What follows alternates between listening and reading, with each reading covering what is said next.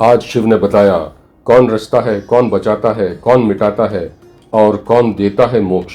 यह कथा केवल सुनने की नहीं, समझने और जानने की है। क्या आप जानते हैं, सृष्टि को चलाने वाली सबसे बड़ी शक्ति ब्रह्मा या विष्णु नहीं, बल्कि एक ऐसा रहस्य है जिसे स्वयं महादेव ने उन्हें समझाया था। ब्रह्मा और विष्णु ने प्रार्थना की कि हे प्रभु, आप हमें सृष्टि आदि अपने पांचों कर्तव्यों के लक्षणों के बारे में बताएं। भगवान शिव ने उत्तर दिया कि हे ब्रह्मा और विष्णु, संसार की सृष्टि, उसका पालन, उसका विनाश, तिरोभाव, माया का पर्दा और अनुग्रह, मोक्ष, ये पांचों मेरे ही कार्य हैं जो हमेशा से सिद्ध हैं। संसार की शुरुआत करना सृष्टि है, उसे सुरक्षित बनाए रखना स्थिति है और उसका विनाश करना संहार है, और प्राणों के बाहर निकलने को तिरोभाव कहते हैं। इन सब से छुटकारा दिलाना ही मेरा अनुग्रह है।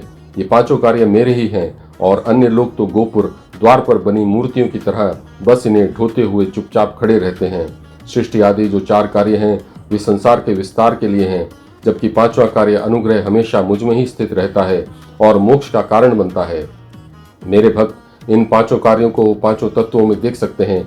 पृथ्वी पर सृष्टि, जल में स्थिति, अग्नि में संहार, वायु में तिरोभाव और आकाश में अनुग्रह दिखाई देता है। धरती सब कुछ पैदा करती है, सृष्टि जल सबको बढ़ाता और जीवित रखता है, स्थिति अग्नि सबको जला देती है, संहार वायु सबको उड़ा ले जाती है, तिरोभाव और आकाश सबको अपना सहारा देता है, अनुग्रह। बुद्धिमान लोगों को मेरे इन पांचों कार्यों को इसी रूप में समझना चाहिए। भगवान शिव ने आगे बताया कि मेरे इन पांचों कार्यों को वहन करने के लिए मेरे 5 मुख हैं, जिनमें 4 मुख चारों दिशाओं में हैं और 5वां मुख उनके बीच में स्थित है। तुम दोनों ने तपस्या करके मुझसे सृष्टि और पालन नाम के 2 कार्य प्राप्त किए हैं, जो तुम्हें मेरी प्रसन्नता के कारण मिले हैं और तुम्हें बहुत प्रिय हैं। इसी प्रकार रुद्र और महेश ने मुझसे संहार और तिरोभाव नाम के 2 अन्य उत्तम कार्य प्राप्त किए हैं, लेकिन मेरा 5वां कार्य अनुग्रह मोक्ष देना मेरे अलावा और कोई कभी प्राप्त नहीं कर सकता। तुम दोनों अपने पूर्व जन्म के उन कर्मों को समय के प्रभाव से भूल गए थे, लेकिन रुद्र और महेश अपने उन कर्मों को कभी नहीं भूलते। रूप, वेश, कार्य, वाहन, आसन और आयुध आदि में मैंने उन दोनों को अपने समान ही बनाया है। मेरे ध्यान की कमी के कारण ही तुम दोनों में यह अज्ञान और मोह पैदा हुआ था, लेकिन मेरे ज्ञान के होने पर तुम दोनों का घमंड और भ्रम महेश की तरह ही दूर हो जाएगा। इसलिए आत्मज्ञान की सिद्धि के लिए अब तुम मेरे ओमकार ओम नामक महामंत्र का जप करो, जो अहंकार को नष्ट करने वाला है। मैंने ही सबसे पहले अपने मुख से कल्याणकारी ओम मंत्र का उपदेश दिया है, जो मेरे वास्तविक स्वरूप का बोध कराने वाला है। मैं इस मंत्र का वाचक हूँ और यह मंत्र मेरा स्वरूप है, इसलिए निरंतर इसका स्मरण करना साक्षात मेरा ही स्मरण करना है। मेरे उत्तर मुख से अकार अ, पश्चिम मुख से उकार उ, दक्षिण मुख से मकार म और पूर्व मुख से बिंदु प्रकट हुआ। मेरे मध्य मुख से नाद प्रकट हुआ और इस प्रकार 5 रूपों में फैला हुआ वह स्वर मिलकर एक अक्षर ओम बन गया।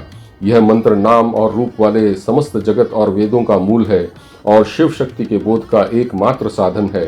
भगवान शिव ने आगे बताया कि इसी ओंकार से 5 अक्षरों वाला मंत्र नमः शिवाय उत्पन्न हुआ, जो समस्त ज्ञान का बोध कराने वाला है। इसी पंचाक्षर मत से 5 भेदों वाली मातृकाएं प्रकट हुई और उसी से 3 चरणों वाली गायत्री का जन्म हुआ, जो चारों वेदों का मूल है।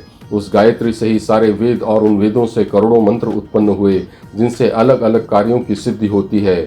लेकिन इस मूल मंत्र ओंकार से भोग और मोक्ष दोनों सिद्ध होते हैं और यह सभी मंत्रों का राजा साक्षात शुभ फल देने वाला है।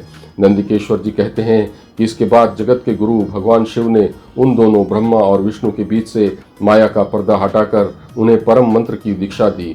माता पार्वती के साथ विराजमान महादेव ने उन दोनों शिष्यों के सिर पर अपना कमल जैसा हाथ रखा और उन्हें विधि पूर्वक मंत्र ग्रहण करवाया। तब उन दोनों ने दक्षिणा के रूप में स्वयं को ही गुरु के चरणों में समर्पित कर दिया और हाथ जोड़कर उन देवादिदेव जगत गुरु की स्तुति करने लगे। ब्रह्मा और विष्णु ने कहा कि हे प्रभु, आपके निराकार रूप और निराकार तेज को नमस्कार है। आप ही सबके स्वामी और सबकी आत्मा हैं, आपको प्रणाम है। आप ही ओम के अर्थ हैं और आप ही शिवलिंग स्वरूप हैं। सृष्टि आदि कार्य करने वाले आप पंचमुख महादेव को हमारा बार बार नमस्कार है। पंच ब्रह्म स्वरूप वाले और सृष्टि आदि 5 कार्यों को करने वाले आप परमात्मा को नमस्कार है।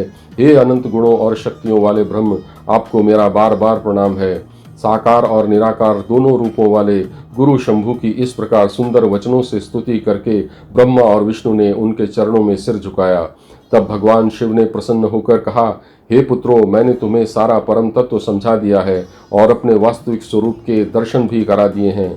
अब तुम मेरे स्वरूप वाले इस दिव्य प्रणव ओम मंत्र का निरंतर जप करो।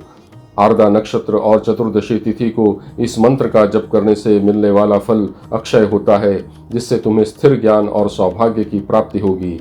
सूर्य की गति के अनुसार जब महा आर्द्रा का योग बने तब इस मंत्र का जप करोड़ों गुना फल देने वाला होता है। इसी प्रकार मृगशिरा नक्षत्र का अंतिम भाग और पुनर्वसु का आरंभिक भाग भी बहुत शुभ है।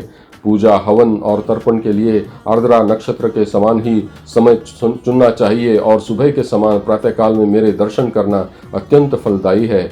व्रत के लिए वही चतुर्दशी तिथि ग्रहण करनी चाहिए जो आधी रात तक रहे, या फिर प्रदोष व्यापिनी तिथि को सबसे श्रेष्ठ माना जाता है। मेरे लिंग और मूर्ति दोनों ही पूजा के लिए समान हैं, लेकिन मोक्ष चाहने वाले मनुष्यों के लिए लिंग का पूजन मूर्ति से भी अधिक श्रेष्ठ और पूजनीय है। लिंग का पूजन ओम मंत्र से और मूर्ति का पूजन पंचाक्षर मंत्र नमः शिवाय से उत्तम सामग्रियों के साथ स्वयं या दूसरों के द्वारा श्रद्धा पूर्वक करना चाहिए। जो भी भक्त विभिन्न उपचारों से मेरा पूजन करता है उसे मेरा परम पद बड़ी आसानी से प्राप्त हो जाता है। इस प्रकार अपने दोनों शिष्यों को उपदेश देकर भगवान शिव वहीं अंतर्ध्यान हो गए। इस प्रकार श्री शिव महापुराण के अंतर्गत प्रथम विद्येश्वर संहिता में यह ओम उपदेश का वर्णन नामक 10वां अध्याय पूर्ण हुआ। कथा आगे चलती रहेगी। यदि भगवान शिव की इस अद्भुत कथा ने आपके मन को छुआ हो तो कुछ क्षण रुककर अपने अनुभव कमेंट में अवश्य लिखें। ओम नमः शिवाय।